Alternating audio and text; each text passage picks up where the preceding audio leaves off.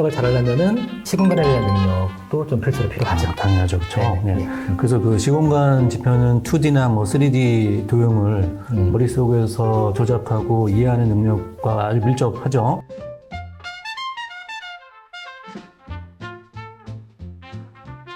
안녕하세요. 펜타킬의 올인원 에듀 미스터 P 박현철입니다. 오늘은 지능이 낮으면 수학을 못하나? 라는 좀 자극적인 주제를 갖고서 용쌤과 함께 나눠보려고 합니다. 아이의 학습 성장에 도움이 될 만한 새롭고 실용적인 솔루션도 드리도록 하겠습니다. 네, 일단 지능 검사가 뭔지부터 좀 설명해 주시죠. 지능 검사, 그 IQ 검사는 이제 말 그대로 그 사람의 인지 능력, 즉 문제를 풀고 정보를 처리하는 능력을 체계적으로 측정하는 건데요. 표준화된 지능 검사는 꽤 많아요. 그 중에서 오늘 다룰 지능 검사는 웩슬러 지능 검사예요. 전 세계에서 좀 가장 많이 활용되고 공신력이 인정받는 검사입니다. 웩슬러 지능 검사에서도 그 아동용 지능 검사 5판을 다룰 건데요. 한국화된 검사를 K 붙어가지고 K 위스크 5판이라고 합니다. 만 6세부터 만 16세 11개월까지를 대상으로 하는 검사입니다. 제가 알기로 이제 IQ가 뭐 100 또는 뭐 IQ가 125다 이렇게 이제 표현하는데 웩슬러 검사도 이렇게 숫자로 규정이 되나요? 예, 정확하게 그 숫자로 규정하고요. 네, 보통 지금 말씀하신 100, 125 이런 거는 그 전체 지능 지수를 의미하는 거예요. 웩슬러 지능 검사는 평균이 100이에요. 그리고 최대치가 160인 검사입니다. 아마 그 처음 접하는 용어도 있으실 텐데, 웩슬러 아동용 지능 검사는 언어 이해, 지공간, 유동 추론, 뭐 작업 기억, 처리 속도 이렇게 좀 5개 지표 영역으로 구성이 좀 되어 있어요. 전체 IQ는 이렇게 5가지 기본 지표를 종합한 거예요. 전체 IQ가 높다고 실제로 수학 재능도 국어 재능도 다 높은 것은 아니에요. 지표들의 점수와 총 16개의 그 소검사들이 있는데 그 검사들을 보고 재능을 판단할 수가 있습니다. 소검사 항목이 16개나 돼요? 예, 16개예요, 소검사가. 소검사 안에 심지어 새끼 검사들도 있습니다. 보통 병원이나 상담센터에서는 10개 소검사를 보통 합니다. 근데 이제 저희 올인원 에듀에서는 13개의 소검사를 시행하는데, 중요한 지능들을 알기 위한 목적이 있습니다.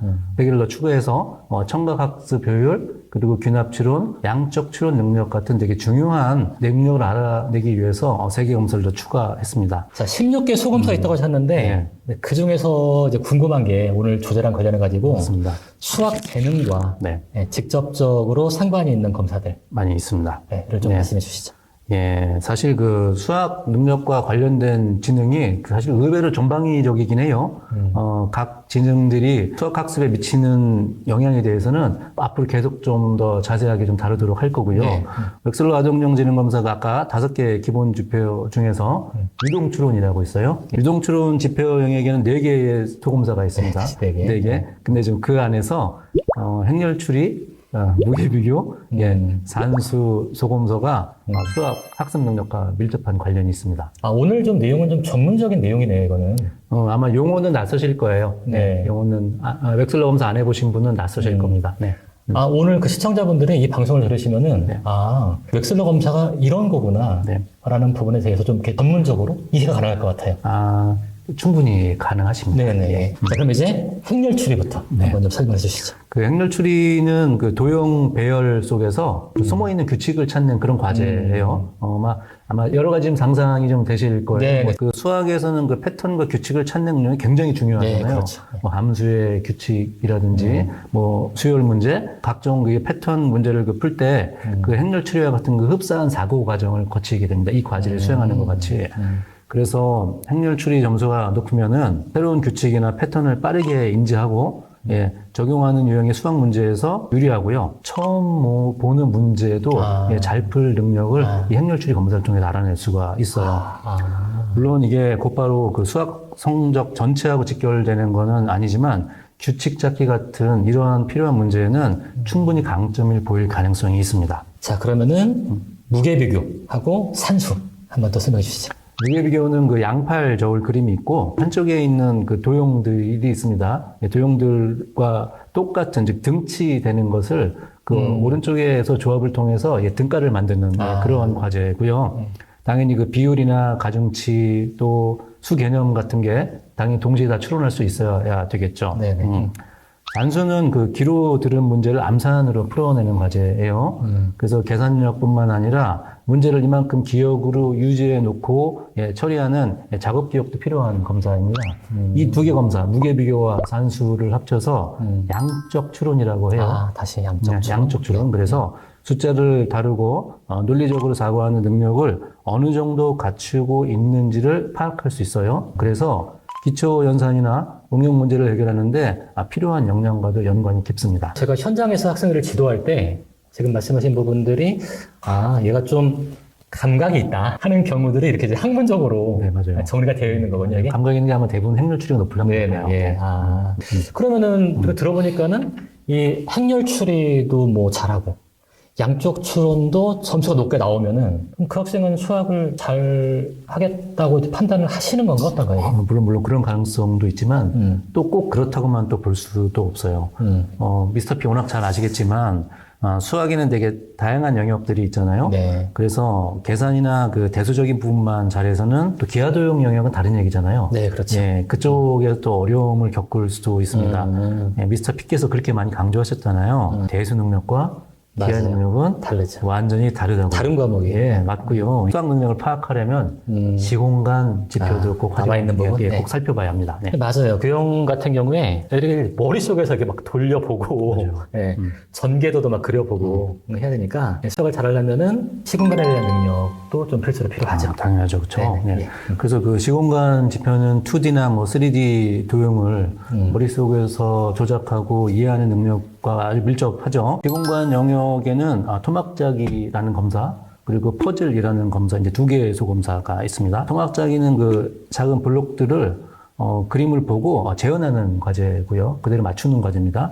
그리고 퍼즐은 그 도형 조각을 머릿속에서 조합해 가서 특정 모양을 만드는 과제예요. 그래서 이 시공간 지표가 높으면은 기하 영역을 상대적으로 빨리 이해할 가능성은 크겠죠. 네, 그렇죠. 근데 반대로 낮으면 아무리 도형을 그려봐도 헷갈리고 헤매는 그런 경우가 많겠죠.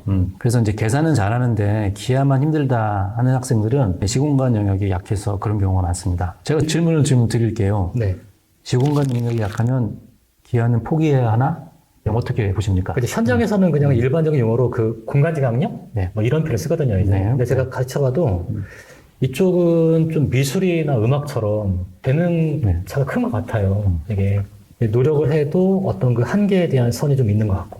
아이도 알아요. 본인이 그 공간지각력이 떨어지는 걸 갖다가. 그렇죠. 그래도 이제 본인 노력을 해가지고 많이 보완할 수 있다. 사실 어쨌든 간에 이제 그 지능검사의 목적이 단순히 숫자로 이렇게 뭐 평가를 받고 교육하는 게 아니라 교육적 솔루션을 찾는 거라고 말씀을 하셨잖아요, 이제. 이 부분이. 그러면은 그 지능검사를 이제 받았을 때 그 아이들을 지도하거나 이제 학습계획에 어떻게 활용할 수 있는지 뭐 이게 중요한 거잖아요. 맞습니다. 오늘 말씀드린 주제를 한정해서 몇 가지 경우를 예를 들어서 좀 솔루션을 드리도록 하겠습니다. 예. 행렬 추리, 무게 비교, 산수 점수는 높은데 지공간 점수가 낮은 아이라면 대수 수리 영역은 잘하지만 도형 기하는 어려워할 가능성이 높겠죠, 그렇죠? 네네.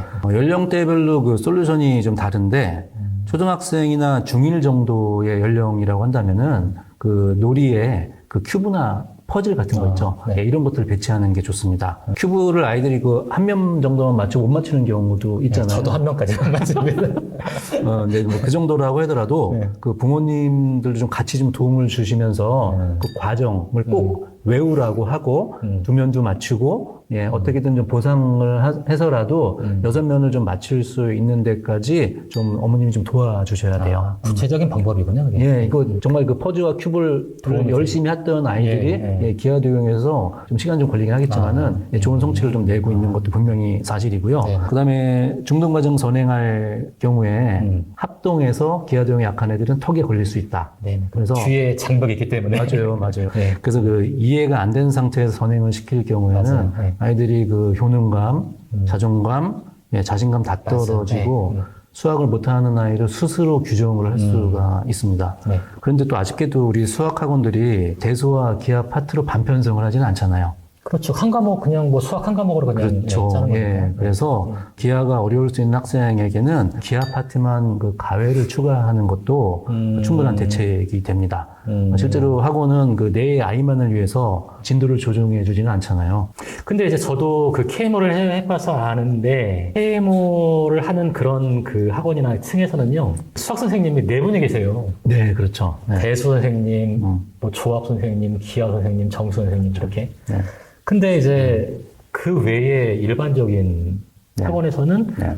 상당한 그 상위권 학원 같은 경우에도 네. 기하 선생님이 따로 있지 않거든요. 그렇습니다. 네. 네. 그럼 어떻게. 예, 그래서 제가 말씀드린 대책은 선행 과정에서 분명히 어려운 아이들 티 나거든요. 말씀하신 대로 합동이 걸린다든지 좀 많이 닮음 들어가는 순간 아주 힘들어하는 친구들, 이런 친구들은 어차피 이제 학원에서 솔루션을 찾을 수 없다라고 한다면은 아이의 이해를 점검을 좀 해줄 수 있는 가해 선생님 정도는 같이 해주는 게 중요한 대책이 될 수가 있어서 말씀을 좀 드리는 겁니다. 그러니까 저학년 같은 경우에는 어떤 약간 좀 놀이식으로 놀이, 맞습니다. 또 가능하지만은 그게 한계가 있는 거죠, 사실은. 그렇죠. 이제. 그래서 이제 어차피 학년이 올라가게 되면은 실제 그 부분에 맞닥뜨려야 되고. 맞습니다. 그래서 힘들더라도 조금 시간과 에너지를 이제 투자해가지고 그렇죠. 강화를 하자. 뭐 맞습니다. 이런 이제 말씀이신 거죠. 네네. 반대로 시공간 지표는 우수한데 행렬 추리, 무게 비교, 뭐 산수, 점수가 낮은 경우도 반대 케이스. 있겠죠. 예. 네네. 그래서 이 친구는 아마 기하 도형은 잘하지만 네. 그 수연산이나 재수 파트에서는 좀 학습이 어렵고 속도가 느릴 수도 있다고 좀 보여져요. 보통 이런 친구들이 이제 일반적으로 수학을 못하는 친구들로 분류가 되는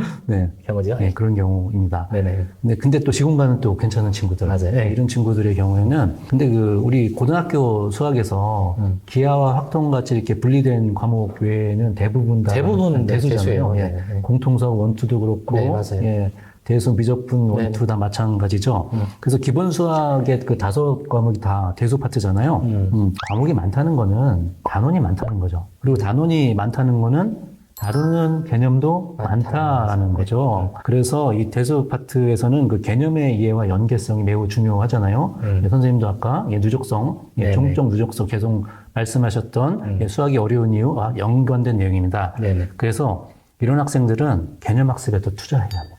개념 학습. 학습. 예, 개념 학습. 그래서 선행 나갈 때 최초 회독할 때는 백지에다가 무조건 개념을 쓰고 이해를 하고 이해가 안 되면은 암기라도 해서 이 개념들을 꼭 써야 이 네, 친구한테 도움이 됩니다. 네, 이해랑 암비가 떼를 내야 뗄 수 없는 상관이 있는 것 같아요. 제가 그렇죠. 보면. 예. 네네. 그 암기하다 보고 반복하다 보면은 네, 그런 것도 이해가 있어요. 되잖아요, 실제로. 네네. 예, 특히 수학하고 과학에서는 좀 그런 경우가 많지 않습니까? 그런 면도 있습니다. 네, 그래서 다른 친구들에 비해서 개념 이해 문제하고 응용 문제 풀이에 시간과 양을 좀 더 투자를 해야 됩니다. 어쩔 수가 없습니다. 개념 이해 충실해야 되고 남들보다 시간과 문제량에 대한 투자가 더 필요하다. 제가 듣다 보니까 점점 몰입하게 되는데, 마지막으로 하나만 더. 네. 이번에는 그 행렬 추리는 높은데 무게 비교하고 산수가 그 양적 추론이 낮은 친구들이 있어요. 점점 섬세해지네요. 이제. 좀 더 네네. 섬세해집니다. 예. 사실 이런 친구들은 그 규칙과 패턴 찾는 건 분명히 잘할 거예요. 근데 기본 계산력하고 응용 문제 해결 능력이 떨어질 수 있습니다. 이 친구 같은 경우에는 좀 더 세밀한 진단이 필요한데요. 지금까지 아이가 한 사교육 있죠. 네. 이 사교육을 좀 면밀하게 진단을 해야 됩니다. 이런 친구들은 즉 행렬 추리는 좋은데 무게 비교가 산수가 낮은 친구들, 이런 친구들은 사교육 정말 진단 잘 해야 돼요. 판서형, 강의형 학원 이런 수업에 어려움이 있는지, 네. 그리고 또 하나 사교육 수학 숙제를 좀 제대로 하고 있는지. 이거는 뭐 어머님들이 그런 경우도 있으시죠. 학원 쇼핑을 너무 자주 해서 아이의 진도가 리셋되었는지 네. 이런 것들을 진지하게 점검을 해야 됩니다. 이건 그 사교육 선택과 관련된 것들인데요. 사교육 선택을 다루는 것은 제가 좀 더 다른 영상을 통해서 좀 말씀을 드리고 네네. 오늘은 여기까지만 하겠습니다. 네, 여기까지만. 더 말고? 네. 알겠습니다. 네, 오늘 그 지능검사와 그 수학학습 능력의 관계에 대해서 이제 용쌤과 한번 이야기를 나눠봤는데요. 지능검사를 통해서도 그 수학학습의 솔루션을 찾을 수가 있다. 라는 거였고, 다음 주제에 대한 다음 주제는 벡슬러 검사 중에서 네. 작업 기억과 언어 이해가 수학 응용 문제 해석에 얼마나 중요한 영향을 미치는가. 아직 남아있군요, 그게. 많이 나와 있습니다. 여전히 수학하고. 저는 오늘 이제 그 수학이랑 관련된 부분을 한 줄 알았는데, 아직 남아있네요. 어떻게 보면은 다음 시간에 더 좀 현실적인 그런 내용들이 될 수 있을 것 같기도 해요. 시청자 여러분, 감사합니다. 오늘 그 용쌤과 함께 한 미스터피였습니다. 모두 즐거운 수학 라이프 되시길 바라겠습니다. 인사드릴까요? 안녕. 안녕.